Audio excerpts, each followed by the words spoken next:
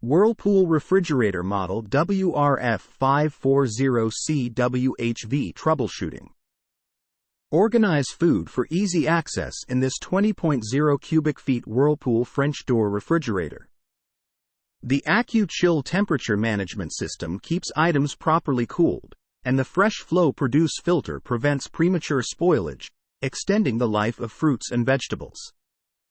This counter-depth Whirlpool French door refrigerator has an interior water dispenser that provides freshly filtered cold water.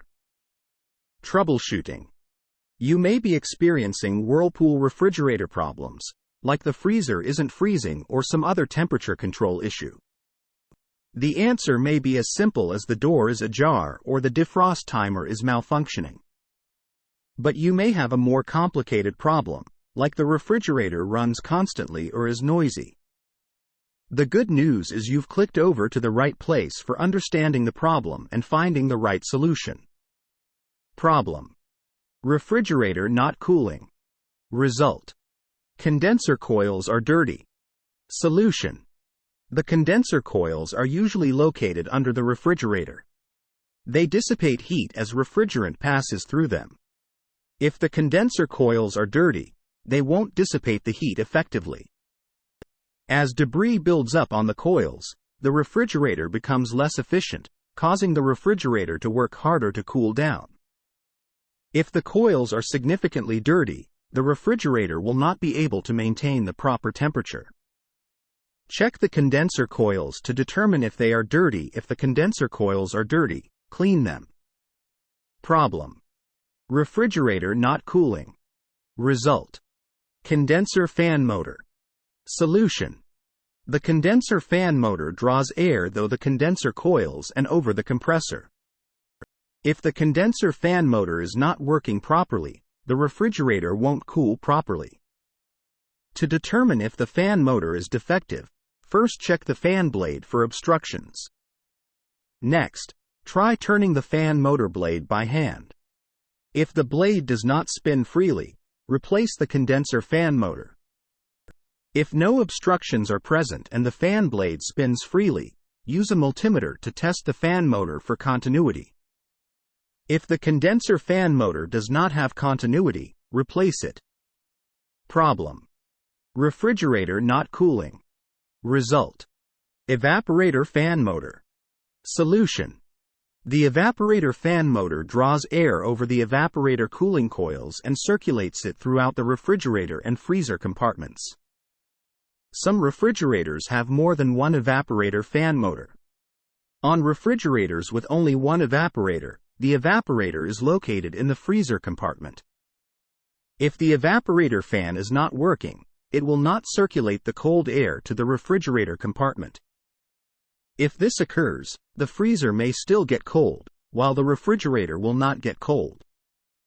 To determine if the evaporator fan motor is defective, try turning the fan blade by hand. If the fan blade does not turn freely, replace the fan motor. Additionally, if the motor is unusually noisy, replace it. Finally, if the motor does not run at all, use a multimeter to test the motor windings for continuity. If the windings do not have continuity, replace the evaporator fan motor. Problem: refrigerator not cooling. Result: start relay. Solution: the start relay works in conjunction with the start winding to start the compressor. If the start relay is defective, the compressor may sometimes fail to run or may not run at all. As a result, the refrigerator will not be cold enough. To determine if the start relay is defective, use a multimeter to test it for continuity between the run and start terminal sockets. If the start relay does not have continuity between the run and start terminal sockets, replace it. In addition, if the start relay has a burnt odor, replace it. Problem: refrigerator not cooling. Result: temperature control thermostat. Solution: the temperature control thermostat directs voltage to the compressor, evaporator fan motor, and condenser fan motor if applicable. If the temperature control thermostat is not working properly, it may prevent the refrigerant system from running. To determine if the thermostat is defective, rotate the thermostat from the lowest setting to the highest setting and listen for a click. If the thermostat clicks, it is not likely defective. If the thermostat does not click, use a multimeter to test the thermostat for continuity. If the temperature control thermostat does not have continuity at any setting, replace it. Problem: refrigerator not cooling. Result: start capacitor. Solution: the start capacitor provides a boost of power to the compressor during startup. If the start capacitor isn't working, the compressor may not start. As a result, the refrigerator will not cool. To determine if the start capacitor is defective, test it with a multimeter. If the start capacitor is defective, replace it. Problem: refrigerator not cooling. Result: temperature control board. Solution: the temperature control board provides voltage to the compressor and fan motors. If the temperature control board is defective, it will stop sending voltage to the cooling system. However, this is not a common occurrence. Control boards are often misdiagnosed before replacing the control board. First, test all of the more commonly defective components. If none of the other components are defective, consider replacing the temperature control board. Problem: refrigerator not cooling. Result: thermistor.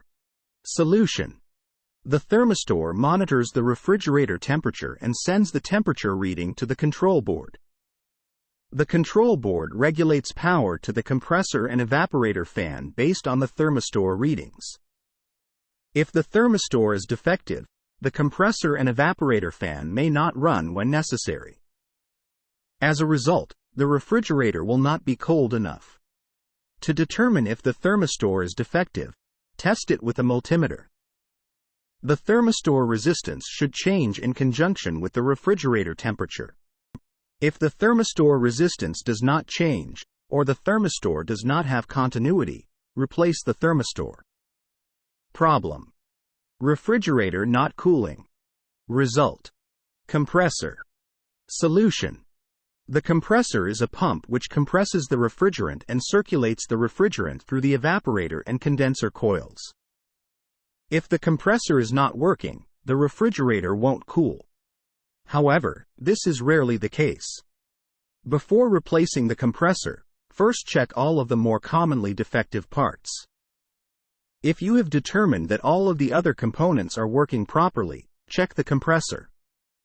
Use a multimeter to test the continuity between the electrical pins on the side of the compressor. If there is an open circuit, the compressor is likely defective. If the compressor is defective, it must be replaced by a licensed technician. Problem: refrigerator not cooling. Result: main control board. Solution: the main control board might be defective. However, this is almost never the cause. Before replacing the main control board, test all of more commonly defective parts. If none of the other components are defective, consider replacing the main control board.